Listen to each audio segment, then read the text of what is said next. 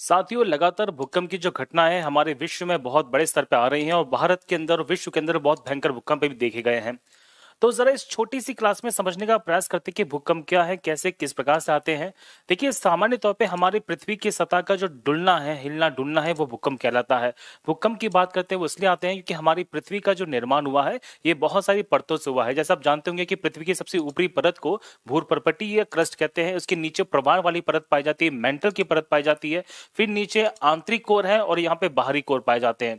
तो हमारी पृथ्वी की जो ऊपर वाली परत होती है जिसे हम क्रस्ट बोलते हैं, ये वास्तव में यहाँ पे हमारी प्रवाल वाली परत पर तैरती रहती है और यहाँ पे बहुत सारी प्लेटों का निर्माण करती है जिन्हें टेक्टोनिक प्लेट्स कहा जाता है। तो हमारी पृथ्वी पर जो महाद्वीप महासागर बने हुए हैं ये वास्तव में टेक्टोनिक प्लेट्स के ऊपर ही बने हुए हैं। तो ये टेक्टोनिक प्लेट्स देखिए प्रवाल के ऊपर यहाँ पे लगातार गति करते रहते हैं। तो नीचे का जो मैग्मा है वो ऊपर वाली प्लेट को या तो धक्का देता है या पास लाता है, जिससे दो तरह की गति बनती है, अभिसारी और अपसारी गति। अभिसारी और अपसारी गति जिसे कन्वर्जेंट और डाइवर्जेंट मूवमेंट कहते हैं। इस कारण से यहाँ पे जो प्लेट टेक्टोनिक्स होती हैं, जो टेक्टोनिक प्लेट्स होती है उनमें लगातार यहाँ पे गति बनी रहती है और ये लगातार यहाँ पे गति के कारण आपस में टकराते रहते हैं। तो या तो कभी प्लेटें एक दूसरे से दूर जाएंगी या प्लेटें एक दूसरे के पास आएंगी या प्लेटें एक दूसरे पे सरकना शुरू कर देंगी।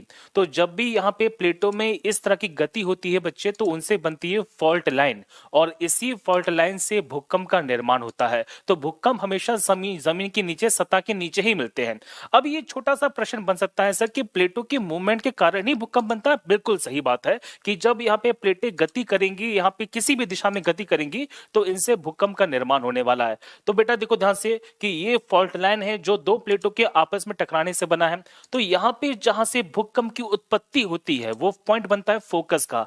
और भूकंप की तरंगे जब पृथ्वी की सतह पर जहां पर सबसे पहले टकराएंगी, जहां पे सबसे पहले पहुंचेंगी, वहां पे एपी सेंटर का निर्माण करेंगी। तो आप देख पाएंगे कि बहुत सारी तरंगे हैं जो भूकंप के माध्यम से हमारी सतह पर पहुंचने वाली हैं, जिसमें एस है, पी है, एल है। अब ये सब बातें तो बहुत अलग हो जाती हैं, लेकिन आप समझिए कि तीन तरह की तरंगे निकलती है, पी एस एल तरंगे जो यहां से निकलने वाली है। अब सीन क्या है, यदि मान के चलिए कि प्लेटों की ये जो गति है समुद्र के नीचे हो, देखिए ऊपर समुद्री क्षेत्र है, नीचे यहाँ पे प्लेटों की गति हुई है। तो समुद्री क्षेत्र के नीचे जब यहाँ पे भूकंप का निर्माण होता है तो ये भूकंपी तरंगे समुद्र की लहरों में जाके सुनामी का निर्माण करती हैं। तो सुनामी का फॉर्मेशन होता है जब भूकंप का केंद्र सतह पर हो, किसके सतह पर, महासागरीय सतह पर हो। तो ये यहाँ पे सुनामी का निर्माण करेंगे जिससे भयंकर सुनामी यहाँ पे उत्पन्न होती है और जिनसे बहुत ज्यादा मात्रा में जान माल की हानि भी हो जाती है। अब क्वेश्चन बनता है सर कि विश्व में भूकंपों का देश किसे कहा जाता है? तो भूकंपों का जो देश है वो है जापान। ऐसा क्यों है, किस कारण से है? तो मैं क्लियर कर दूं कि हमारे भारत और हमारे विश्व के अंदर बहुत सारे टेक्टोनिक प्लेट्स आपको मिलेंगी। अगर जापान की बात करते हैं तो जापान देखिए इस इलाके में मिलने वाला है। और जापान की हम जब बात करेंगे साथियों, तो जापान यहाँ पे चार प्लेटों की सीमा पर बसा हुआ है, जिसमें यूरेशियन प्लेट है, नॉर्थ अमेरिकन प्लेट होती है, फिलीपींस प्लेट है और पैसिफिक प्लेट है। अगर इनमें से किसी एक प्लेट के अंदर भी गति हो जाए तो जापान में भूकंप सबसे ज्यादा मात्रा में आएंगे और यही रीजन है कि जापान यहाँ पे भूकंपों का देश है। सर भारत की क्या स्थिति है? तो मैं क्लियर कर दूं कि भारत को भूकंपों के आधार पर चार क्षेत्रों में तोड़ दिया है, पांच भागों में तोड़ दिया है। तो जोन 1, जोन 2, जोन 3, जोन 4 और जोन 5। जो जोन 5 है वो आपको गहरे लाल रंग में दिखाई देने वाला है, जो सबसे ज्यादा भूकंप प्रभावित क्षेत्र है। आप देख पाएंगे बच्चे, हिमालय का जो एरिया है ये भारत में सबसे ज्यादा भूकंपी क्षेत्र है। साथ ही साथ गुजरात में जो कच्छ का इलाका है ये भूकंप प्रभावित क्षेत्रों में शामिल है। फिर यहाँ पे जो आपको हल्का सा ऑरेंज कलर में इलाका नजर आएगा, ये यहाँ पे एक ऐसा क्षेत्र है जहां पे भूकंप की तीव्रता हो सकती है।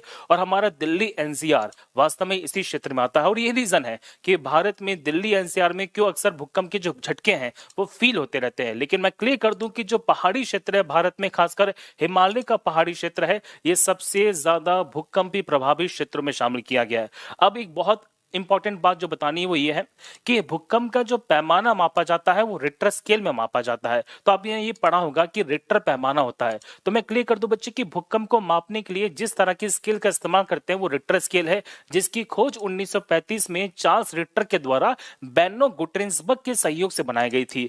हम जब बात करेंगे इस स्केल के बारे में तो 1 से लेकर 9 तक की संख्या होती है और प्रति स्केल इसमें यहाँ पे यदि हम बात करेंगे तो प्रति तीव्रता यहाँ पे स्केल में 10 गुना एनर्जी बढ़ जाती है। यदि तीव्रता 1 का भूकंप हो, तीव्रता 2 का भूकंप हो, तो भूकंप 2 पहले वाले भूकंप से 10 गुना ज्यादा खतरनाक होगा और प्रति स्केल जाने पर जो ऊर्जा होती है वो 32 गुना बढ़ जाती है। तो मैंने कोशिश की है कि बहुत ही कम शब्दों में बहुत ही कम समय के अंदर भूकंप संबंधी जो चीजें आपसे पूछी जा सकती हैं वो आपको यहाँ पे बता दी है। अगर वीडियो पसंद आई हो तो क्लास को लाइक कीजिएगा, शेयर कीजिएगा और चैनल का